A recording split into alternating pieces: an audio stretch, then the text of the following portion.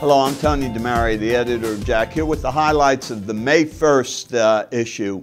And there's a number of really good articles in this issue, so I'm just going to tell you about them very quickly. The first study comes to us from the Emphasis HF, or heart failure study, that tested the application of eplerenone to antagonize mineralocorticoid receptors in patients with heart failure. In this particular paper, they look at the ability of eplerenone to reduce the incidence of atrial flutter fibrillation.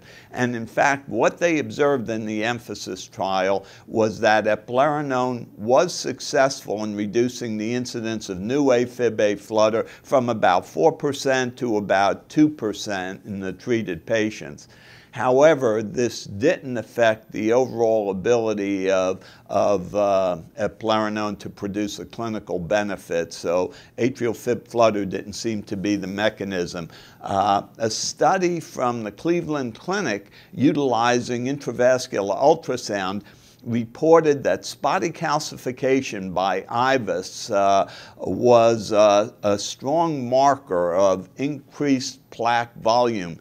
In addition to that, the response of plaques with spotty calcification to statin therapy was less marked. So spotty calcification may be a useful marker for studying atheromas. We have a study relating to myocarditis and magnetic resonance imaging.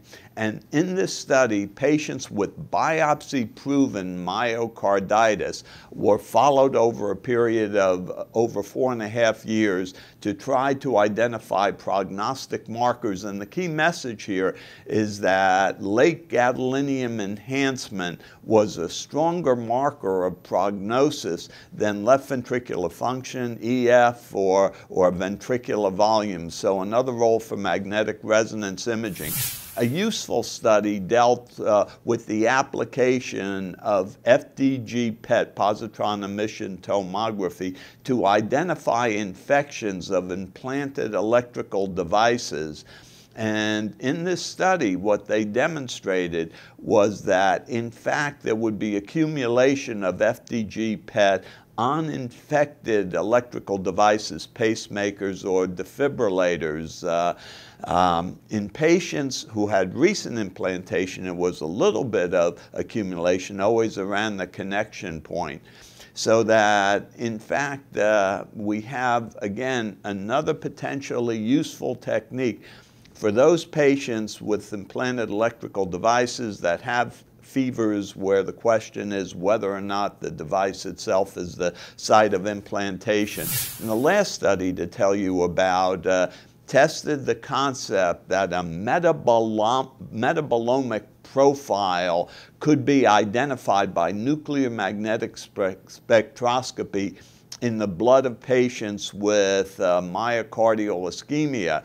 And they studied patients who had myocardial ischemia both at the time of angioplasty and spontaneously in the setting of clinical chest pain.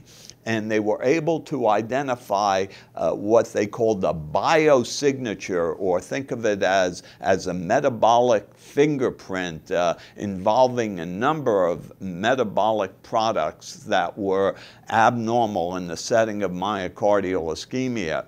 And so it's possible that in the future, this metabolomic biosignature will be a very effective marker in identifying myocardial ischemia.